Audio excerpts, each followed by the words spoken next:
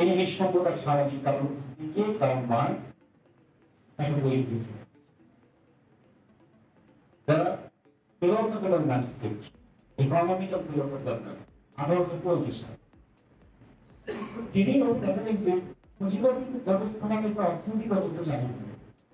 সেই অর্থনৈতিক ব্যবস্থায় পরিস্থিতিটা এমন হলো যে শ্রমিক কাজ করে সে জানে না কার জন্য কাজ করছে, সে জানে না এবং কাজের ফলটা কে পাবে, সে শুধু তার মজুরিটা পায়। যে কৃষক ফসল ফলায় সে কৃষক আজ নিজের জন্য ফসল ফলায়, এখন সে ফসল ফলায় যে ফসল সে নিজের মধ্যে খাবে না সেটাও সে ফলায় বিক্রি করে পুরো পয়সা পাওয়া যায়। তো তাকে এখন ড্রাগন ফল এখন আমাদের নরসিংদী অঞ্চলে ব্যবহার করা যায় কেন ওটি বিক্রি করে জিনিস করে, কিংবা সে ধানের জমি শেষ করে দিয়ে ওদের অন্য জিনিস চাষ করছে। এমনকি যদি কাউকে সুযোগ দেওয়া হয় এবং যদি বলা হয় যে কেউ আইনগতভাবে হস্তক্ষেপ করবে না, তাহলে দেখবেন গাঁজা খাওয়া খান বলে দেওয়া সত্ত্বেও ধানের জমি শেষ করে গাঁজা চাষ, ওইটা খেয়ে মানুষ কষ্ট হয়ে হোক না, অসুবিধা নেই, আমার কিন্তু পয়সা আসবে। নওগাঁ একটা জায়গা, নওগাঁ শহরটা শহরটার না পুরো সম্পত্তি গাঁজা স্টেট, গাঁজা স্টেটের সম্পত্তি, মানে আপনি ওখানে গাঁজা চাষ হতো এবং ওই গাঁজা বিভিন্ন জায়গায় ব্রিটিশের অর্থনীতি আখের চাষের জন্য জায়গা বড় দিয়েছিল, গাঁজা চাষের জন্য নওগাঁ শহরের বেশিরভাগ জায়গা হচ্ছে গাঁজা স্টেটের জায়গা। গাঁজা চাষ আইনগতভাবে এখন বেশি কিন্তু একদম আছে সব। তো যেটা বললাম যে তাহলে কৃষক জানে না এটা তার কি, কৃষক জানে এটা বর্তমান দাম হবে, কিন্তু সে যে কাজের সঙ্গে যুক্ত সেটার সঙ্গে তার সম্পর্ক এর ফলাফলটা কোথায় যাবে, তার সম্পর্কে ভাবনা কি, সমস্ত কিছুকে বিচ্ছিন্ন হয়ে শুধু টাকার সম্পর্কে যুক্ত হচ্ছে। এই যে সমস্ত কিছুকে বিচ্ছিন্ন হয়ে যাচ্ছে, এই বিচ্ছিন্ন হয়ে গিয়ে কৃষক একটা কি হয়ে গেছে, শ্রমিক একটা কি হয়ে গেছে, সাধারণ মানুষ একটা কি হয়ে গেছে। অর্থনৈতিক এই কারণে এখানে বলছেন যে এটা প্রসেস অফ এলিয়েনেশন। এই প্রসেস অফ এলিয়েনেশন আগে মানসার কথা বলছে power of money. Power of money এমন টাকার ক্ষমতার কাছে সমস্ত ক্ষমতা উৎস হয়ে মানুষ কিভাবে একটা হবে। এই বিশ্বাসগত মানুষের জীবনে তার দিন থেকে কি ধরনের প্রভাব থাকে এটি নিয়ে এটা শুধু দর্শনের আলোচনা নয়, এটা শুধু সাহিত্যের আলোচনা নয়, এটা সব অর্থনৈতিক বিষয় হিসেবে আমরা যখন বৈষম্যের কথা বলি, আমরা যখন নিঃসঙ্গতার কথা বলি, যখন বিষণ্ণতার কথা বলি, এগুলো সব কিছু হচ্ছে শুধু শব্দ নয়, এই এগুলোর পেছনে এর পেছনে মানে চেতনা কাজ করে। সেই চেতনাটা কি কোথা থেকে আসে, সেই চেতনাকে সমাজকে এগিয়ে দেওয়া নাকি সমাজের মধ্যে আরো সংকট তৈরি হয়, সেটুকু আমরা একটু ভেবে দেখা দরকার। তারপর আমি আন্দোলনের বিষয়টা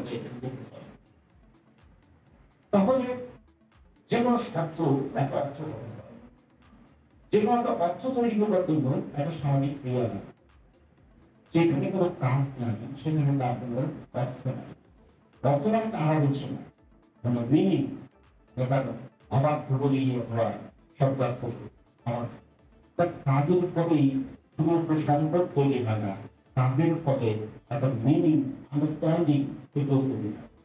সেইটা আমরা যদি খেয়াল করি তাহলে বৈষম্যহীন সমাজ এই কথাটা মানুষ কবে থেকে ভাবতে শুরু করেছিল এবং এই সমাজের জন্য বহুদিন ধরে রয়েছে। এই লড়াইটা কখনো কখনো তীব্র হয়ে ওঠে, আমরা সবাইকে একত্রিত করে, কখনো কখনো লড়াইটা খুব ক্ষীণ ভাবে থাকে, তখন হয়তো কিছু মানুষ লড়ে, বাকি মানুষ লড়ে। সে কারণে তখন মনে হয় লড়াইটা ওখানে দুর্বল হয়ে গেছে, কিন্তু দুর্বল হলো সেই লড়াই কিন্তু চলতে থাকে। বৈষম্যহীন সমাজের আগ্রহী মানুষের সেই দীর্ঘদিন ধরে চলছে। বৈষম্য যখন থেকে সৃষ্টি হয়েছে, বৈষম্যহীন সমাজের আকাঙ্ক্ষা মানুষের তখন থেকে গড়ে উঠেছে এবং বৈষম্যহীন সমাজ গড়েছে। এখানে আমাদের অবস্থা কি হচ্ছে, অপমানিত হচ্ছে। কেউ চায় যে আমি অপমানিত হতে ভালোবাসি, যদি একসময় একটা ডান্সের প্রতিযোগিতা ছিল না, আমি কষ্ট পেতে ভালোবাসি, তোমার এই কষ্ট দিতে খুব ইচ্ছা হচ্ছে, অনেক কষ্ট দিতে কেমন কেউ তো তাই অপমানিত ভালোবাসা কিন্তু আমাকে প্রতিদিন প্রতি মুহূর্ত মানুষের করতে হবে। মানুষ বুঝতে পারে মানুষ অপমানিত হচ্ছে। একটা মেয়ে রাস্তা দিয়ে হেঁটে যাচ্ছে, বাসের জানলা খুলে সামনে শুরু করে দিতে পারে। এই অপমানিত লাগলেও সারা জীবন ভুলতে পারে। একজন মানুষ রাস্তা দিয়ে হেঁটে যাচ্ছে, আরেকজন তার ধর্ম নিয়ে একান্ত করে চলে গেল, সারা জীবন ভুলতে পারে। একজন হয়তো বাসা আছে, আরেকজন সে বলল আপনার বাচ্চাটা কিন্তু শিশু করে হয়নি। বাচ্চাটার কানে এই শব্দটা সারা জীবন তাকে পীড়িত করবে যে সে হয়তো সুন্দর। এরকম প্রতি মুহূর্তে শুধু শব্দ দিয়ে মানুষকে অপমান করার অসংখ্য দৃষ্টান্ত হত্যা। সবচেয়ে তাৎপর্যপূর্ণ অপমান কোনটা? মানুষকে অযোগ্যতা দিয়ে পাচ্ছে। ইন্টারমিডিয়েট পাস করেছ, ভর্তি হতে পারবা না। ঢাকা বিশ্ববিদ্যালয়ে ভর্তি হওয়ার যোগ্যতা হয় না, বুয়েটে ভর্তি হওয়ার তোমার যোগ্যতা নাই, তোমার মেডিকেল কলেজে ভর্তি হওয়ার যোগ্যতা নাই, তোমার কৃষি বিশ্ববিদ্যালয়ে ভর্তি হওয়ার যোগ্যতা নাই, তোমার কলেজে ভর্তি হওয়ার যোগ্যতা নাই। মানে যোগ্যতা নাই, এইটা পরিবর্তনের রাষ্ট্র মানে মুক্তি হয়ে আসছে। কত হাজার হাজার ছেলে মেয়েদের সেগুলো বলছে তোমার যোগ্যতা নাই, এই যোগ্যতা নাই, এই কথা বলে একদম মানুষকে সুন্দর তারা ভবিষ্যতের জন্য বড় হয়ে উঠবে ছেলে মেয়েরা তাদের কিভাবে অপমান করছে। এই অপমান তাদের প্রতি বিষণ্ণতা দেখতে পাবে। চেষ্টা করলাম রেজাল্টটা ভালো ছিল না, ভালো পদে হতে পারলাম না, বিশ্ববিদ্যালয় হতে পারলাম না, বাবারা বললো ছেলে মেয়েটা কোনো দুঃখিত হবো না, আমার কথা দেখা। তাহলে প্রতি মুহূর্তে অযোগ্য বলে অপমান করার ব্যাপার আছে। আর একটা আছে টাকা নাই বলে অপমান করা। প্রধান ধরনের খাবার সাজানো আছে, বাস দিয়ে বেড়ে গেছে, আমার মুখে তারা নিঃশ্বাস হয়, পেটে ক্ষুধাটা দিয়ে চোখে আকর্ষণ তৈরি হয়, কিন্তু বাঘেটা হাত দিয়ে যদি দেখে কাউকের অবস্থা ভালো না, তার মুখ ঘুরিয়ে চলে যায়। এইটা অনেক সময় মানুষের বিলাসিতাকে দমন করাটা ভালো, কিন্তু প্রয়োজনকে সাথে অবলম্বন করে। একজন রিক্সা থাকে, প্রচন্ড ইচ্ছা মানে কষ্ট হচ্ছে তার গরমে রিক্সা চালানো, সেই সময়টা তো খুব ইচ্ছা হয় একটু কিছু খেতে, এবং রিক্সাটার উপরে আমাদের স্বাভাবিক হিসেবে একটু বেশি ভাত খায়, কিন্তু সেও ভাত খাওয়ার সময় খুঁজে বের করে রাস্তার পাশে ওই সবচেয়ে সস্তা হোটেল, যেখানে ভাতটা নিয়ে তার সামর্থ্যের উদ্দেশ্যে ভাতটা খেতে পারে। সে খায়, কিন্তু ভিতরে ভিতরে একটা দীর্ঘশ্বাস ফেলে খায়। যদি আর একটু ঢুকে রাখতাম, কিংবা যখন কোন একটা দরিদ্র ফ্যামিলি পরিবারে খাওয়ার সময় বাচ্চাটা বলে মা আর নাই, আর ভাত নাই, মা ভাত বলছে নাই, এই বাচ্চা আহারের বাচ্চা যত ছেলে হচ্ছে এটা খেয়ে যাও, এটা খেয়ে যাও, তবে আমার দিন কোনো ভালো লাগে না।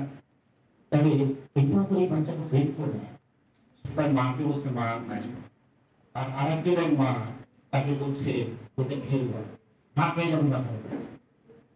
আমাদের মধ্যে এই বৈষম্যটা তৈরি করেছে যে প্রক্রিয়া, সেটাকে আমরা যদি রাজনৈতিক অর্থে পুঁজিবাদ করি আর বাস্তব অর্থে টাকা আছে ওই টাকা না, এই বৈষম্য। তবে সমাজের মধ্যে নারীর মধ্যে বৈষম্য, ধর্মের মধ্যে বৈষম্য, এবং শিক্ষার ক্ষেত্রে বৈষম্য, চিকিৎসা পাওয়া না পাওয়ার ক্ষেত্রে বৈষম্য, এমনকি আমি কাজ করতে কাজের সুযোগ পাবো কি পাবো না তার বৈষম্য, কাজ করার পরে যে মজুরি পাচ্ছি সেই মজুরি পাওয়া নিয়ে বৈষম্য, আমার বৈষম্য আছে স্বাভাবিক। সব বৈষম্য শেষ পর্যন্ত কেন্দ্রীভূত হয় কোথায়? সকল সম্পর্ক যেমন শেষ পর্যন্ত কেন্দ্রীভূত হয় টাকার সম্পর্কের উপর, বৈষম্যটা শেষ পর্যন্ত কেন্দ্রীভূত হয়ে যায় টাকা। টাকা আছে, টাকা থেকে শিক্ষা পাবে, টাকা থেকে চিকিৎসা পাবে, টাকা থাকলে তুমি সংসদে এমপি হতে পারবে, টাকা থাকলে তুমি টাকা বানাতে পারবে, এবং টাকা থাকলে তুমি আইন বানাতে পারবে, টাকা থাকলে তুমি আইন ভঙ্গ করতে পারবে।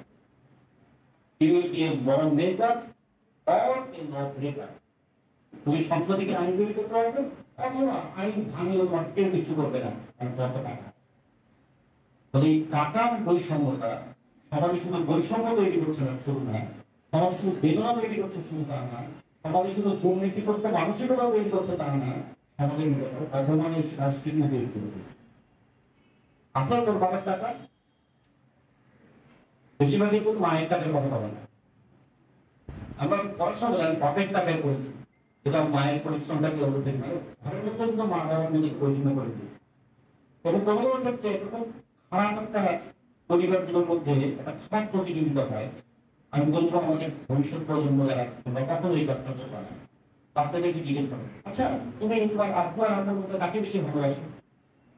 তো বাচ্চার অনুভূতি একটা বীজ ঢুকিয়ে দেবে, বাচ্চাকে দ্বিধা করতে হয়ে যায়। সেটা কি মায়ের মনটা হচ্ছে তার আশ্রয়, আমার সে বাবার কাছে তখন সে চিন্তা করে মায়ের দিকে যাবে না বাবার দিকে। যে কেউ দ্রুত হয় ছোটবেলায় পাতনা হয়, তার লোক দুজনকেই ভালো। কিন্তু তার মানে কি ছোটবেলায় তাকে আমি ম্যানেজ করতেছি, তার আগে আমাদের বলতে প্রশ্নটা করা হবে কিভাবে একটা বাচ্চার মনের মধ্যে চিন্তার বৈধ তৈরি করতে যায়। তাই এগুলো থেকে খেয়াল রাখতে এগুলি এমনি এসছে সমাজে। আমি খুব মানে জটিল রাজনৈতিক আলোচনা করে যাচ্ছি, আমি একটু ছোটবেলা থেকে পেয়েছি, একদিন ছিল তো নাকি আমি আগে থেকেই হতো, আমি একদিন তখন করছিলাম। তখন আমি যখন দেখি তখন মনে হয় প্রথমে হিংসা, হিংসা কি দরকার এখানে একটা হিংসা, আর পরে নিজের প্রলোভ দিই দুদিন তো অনুমোদন হয়ে যাবে।